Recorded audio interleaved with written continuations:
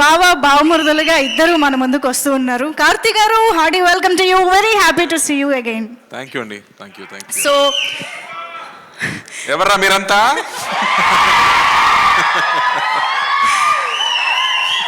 So Karthi గారు, I love you. Thank you.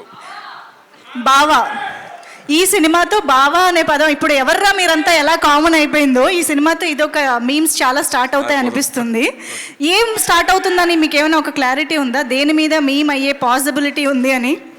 Meme కి ఆ విస్తరాకుల దగ్గర కూర్చుని తిన్నప్పుడు కాదు, మీమ్ కి ముందు కజిన్స్ గ్రూప్ అని ఒకటి ఉంది కదా. అవును, అందరికి ఉందా? కజిన్స్ గ్రూప్ ఉందా?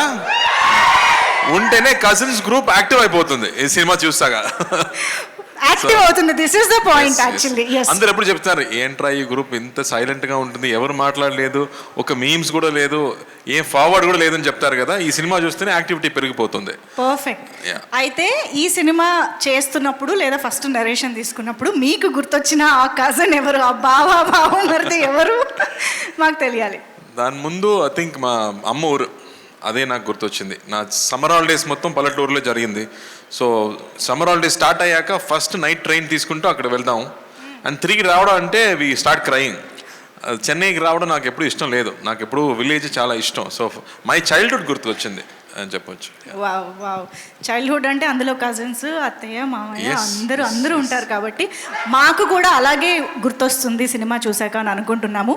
మనం ఆల్రెడీ మీమ్స్ టాపిక్ వచ్చింది కాబట్టి సో ఒక్కసారి మీకోసం మీమ్స్ కొన్ని ప్రెజెంట్ చేయడం జరుగుతుంది, చూద్దామా?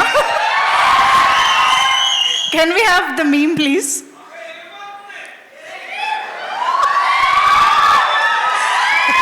దేవుడు ఉన్నాడు రా, దేవుడు లేడు రా. యాక్చువల్లీ ఈ మీమ్ ద్వారా మేమేం తెలుసుకోవాలనుకుంటున్నామంటే ఇలాంటి సిచ్యువేషన్ మీ రియల్ లైఫ్లో ఏమొచ్చింది అని.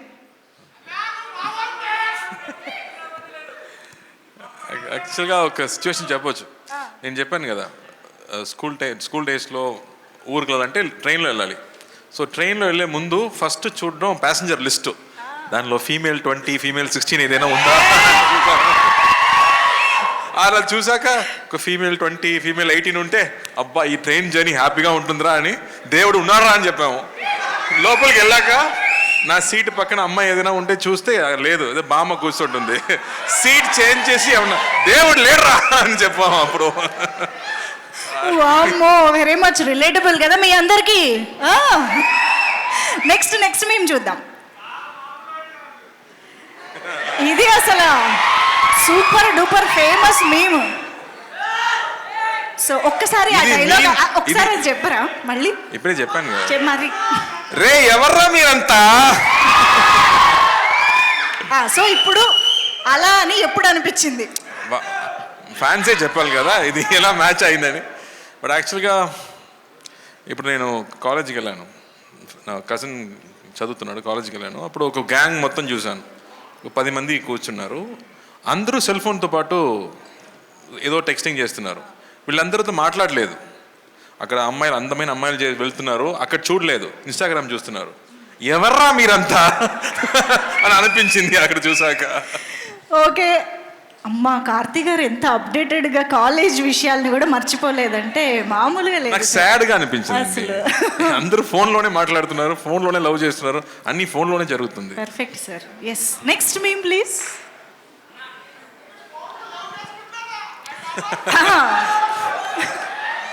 లడ్డు కావాలా నాయన? ఇంకో లడ్డు కావాలా నాయన? ఇప్పుడు లడ్డు గురించి మాట్లాడకూడదు, సెన్సిటివ్ టాపిక్, మనకు వద్దు అది. ఓకే, మోతీచూర్ లడ్డు తెప్పిస్తాం మేము మీకోసం. మోతీచూర్ లడ్డు సిచ్యువేషన్స్ కావాలి మాకు, అంతే. సిచ్యువేషన్ కావాలి, లడ్డు వద్దు, ఇప్పుడు వద్దు. సరే ఓకే, నెక్స్ట్ మీమ్.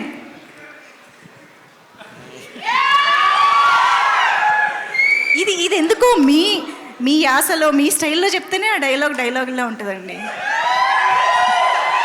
కొన్ని సిచ్యువేషన్స్లో మన చేతిలో ఏం లేదంటే ఏం చేయాలో చెప్పనా, చిల్లవ్వాలి.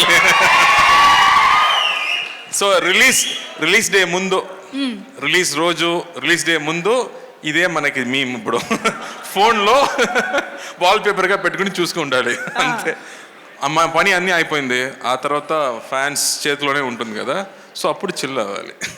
ఓకే. సో ఎస్, మీమ్స్ అయితే అయిపోయాయి. ఇంకా మీ నుంచి మేము చాలా విషయాలు మరికొద్ది సేపట్లో తెలుసుకుంటాము. ఎస్పెషల్లీ సత్యం సుందరం గురించి మళ్ళీ మాట్లాడదాము. Thank you so much Karthi గారు ఫర్ దాట్.